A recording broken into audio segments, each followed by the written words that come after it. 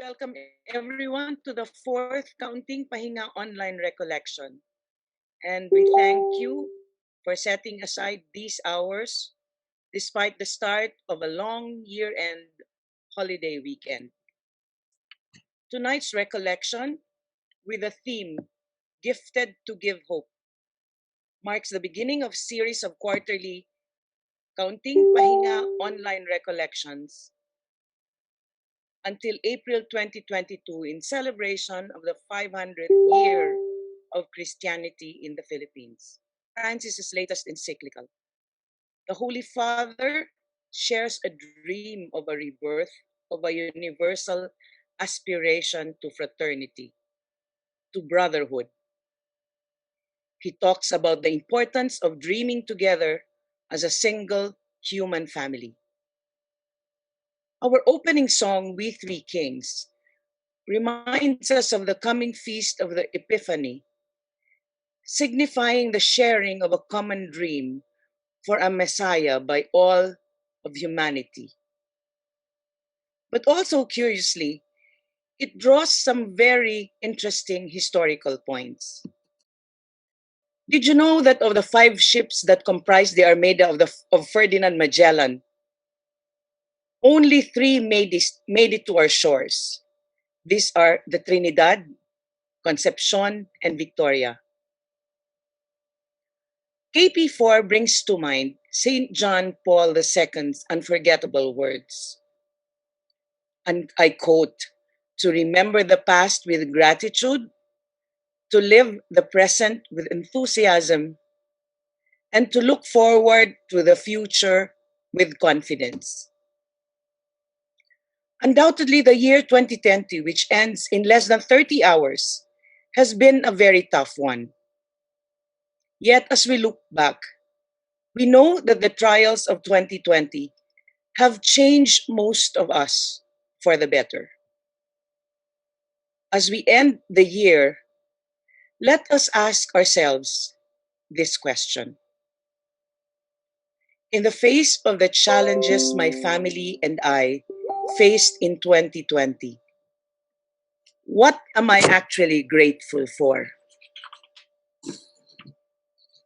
On April 14, 2021, the year-long celebration for the 500 years of Christianity in the Philippines will begin. This day commemorates the first baptism in Cebu. The theme for this year-long celebration, Gifted to Give, offers opportunities to put St. John Paul's words and the Holy Father's dream into action.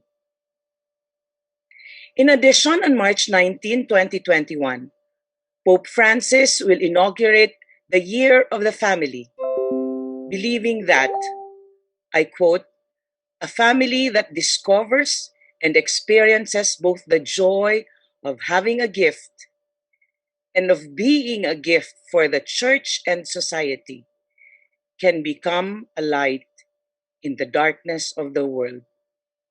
Unquote. We have indeed wonderful reasons to celebrate and welcome the new year. As we continue to live the present with enthusiasm, sharing our gifts with one another, let us all welcome 2021 filled with hope and faith and continue to seek God in the new normal. We are given numerous opportunities to practice acts of compassion and kindness. We look forward to 2021 pandemic that continues to threaten our existence, seemingly with no let up, and the threats of natural disasters. We will dream together, and boldly and creatively, we move on with our lives. As our first sharer, I'd like to introduce to you Doctor of Medicine. Dr. Cagape hails from the proverbial land of promise, Mindanao. A proud brother to 12 other siblings, he cannot be any more proud than to have a priest among them, He is a happy and enthusiastic servant of God and servant and brother of the poor and the underprivileged. He considers prayers and daily masses as his life's anchors. When asked what makes him happy other than serving the poor, his ready answer: his grandchildren, the sons and daughters of his siblings who seem to adore him. Dr. Cagape finished medicine at the Cebu Institute of Medicine and holds 2 master degrees: public administration and hospital administration. What makes Dr. Cagape special is he practices his profession without charging a fee, as evidenced not just by the 3 free clinics he has set up in Mindanao, but even by his trips to places inaccessible by vehicles. And he does this all over the country and not just in Mindanao. Unlike most of us who practice our professions or who engage in business activities, Dr. Cagape does not drive his own car. Neither does he have a house nor a bank account to his name. He is content that his siblings, his friends, his neighbors, and even his patients from the depressed and remotest areas in the country are able to help him lead a decent and simple life while he continues unhampered his service to the poor and the marginalized. After Typhoon Ulysses, Dr. Cagape traveled to Albay, Camarines Sur, Catanduanes, and Cagayan Valley to continue his mission. And after Typhoon Vicky, he was seen in Agusan and Surigao to help the typhoon victims. His selfless spirit and generous heart has gained for him a long string of humanitarian awards. Not that he expected them nor hoped for them. Foremost among these awards are the National Outstanding Volunteer Award in 2018, given by the PNVSCA, an agency supervised volunteer programs and services in the country. Also in 2018, the Ramon Aboitiz Foundation gave him the Aboitiz Triennial Award for Exemplary Individual, and Rotary International gave him the One Philippines Humanitarian Awards. As early as 2009, the JCI Senate Philippines gave him the Outstanding Filipino Physician Award. There are more awards to his name, but hearing of the simple man, Dr. Cagape, I know him awards being trumpeted to a big audience such as this. So friends, to give a face to the name, I would like to call Dr. Roel Cagape, a servant of the people. Hello everyone, I am Dr. Roel Cagape from General Santos City and Sarangani Province.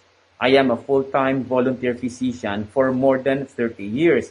I have 3 clinics, 1 in Jensan and 2 in Sarangani Province, where I give free consultation and free medicine to patients from Monday to Friday.